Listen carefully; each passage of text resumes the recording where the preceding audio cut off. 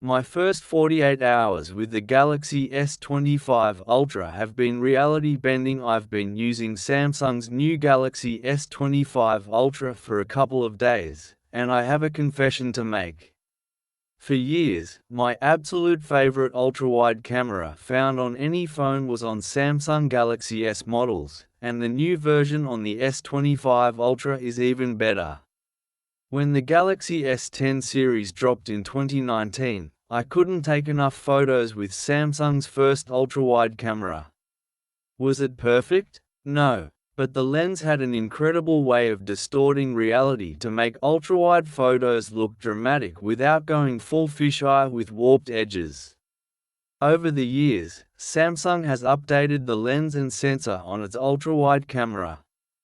And the Galaxy S25 Ultra rocks a new version with a 50-megapixel sensor, and it's amazing. Judging from my first 48 hours with the S25 Ultra, the ultrawide seems to capture a lot of details, while having a respectable dynamic range, especially for high-contrast shots with varying light and shadow like sunrises. Obviously, I still have more testing to do, but so far I like the photos I get from the new ultrawide camera. Take a look at the detail the S25 Ultra's ultrawide captured in this photo of Peebles the cat. Despite Peebles dashing to his window bed, the phone caught a ton of texture in his fur and whiskers. This image has some challenging lighting, with sunshine pouring through the window at the left into an otherwise dark room. Notice the image noise in the shadows on the right side. Perfect? No, but in my book, the detail and lens dramatic distortion make up for it. Here's an early morning shot of a water sculpture taken with the ultrawide. The flowing water looks like glass contrasted against the stone. This image is oversharpened, but I like the look of the sunburst flare in the top right corner. The S25 Ultra's ultrawide doubles as a macro lens, allowing it to get very close to its subject and still keep things in focus. In this photo of a Godzilla toy on a windowsill, the monster's plastic texture shows up quite well. Notice the details of the turquoise eyes and cream-colored teeth. Godzilla may need to see a dentist. Also, the S25 Ultra balanced exposing the image of Godzilla with avoiding a blowout of the highlights of the sky and cityscape outside the window. The ultrawide is not without its flaws, and it's still a step down in terms of overall image quality compared with the main camera.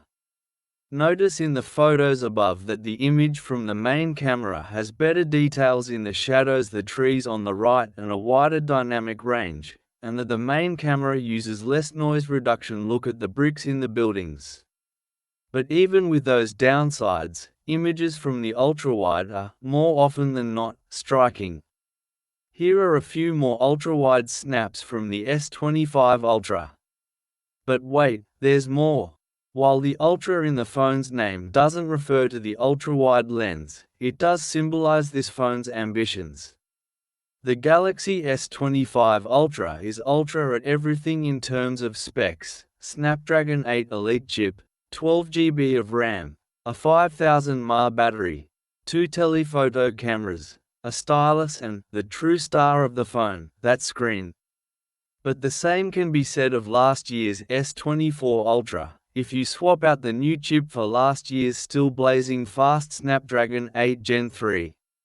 In terms of physical design, the S25 Ultra now has rounded corners in lieu of the Galaxy Note-ish right-angled ones found on previous Ultra phones. And similar to the regular Galaxy S25 and S25 Plus, the phone's edges are now flat, which I find makes the phone easier to hold. The S25 Ultra weighs even less than last year's model. Watching videos, playing games, or just scrolling social feeds feels more immersive, thanks to the screen's thinner bezels. None of these refinements are major, but they add up to make the S25 Ultra seem more polished and less like I'm carrying a tech-dense brick around with me. Then there's the AI. Oh, the AI. During the reveal of the S25 Ultra at the Galaxy Unpacked event, Samsung highlighted its relationship and partnership with Google. And that might be the best way to think about all these AI features. You need to have a Google account for the Gemini side of things and a Samsung account for the on-device and Bixby side of things. As advertised, a long press on the power button let me pull up the Gemini interface to ask things like when the next Warriors game was and to have it added to my calendar. Having a digital assistant carry out multiple steps off of a single command is nice.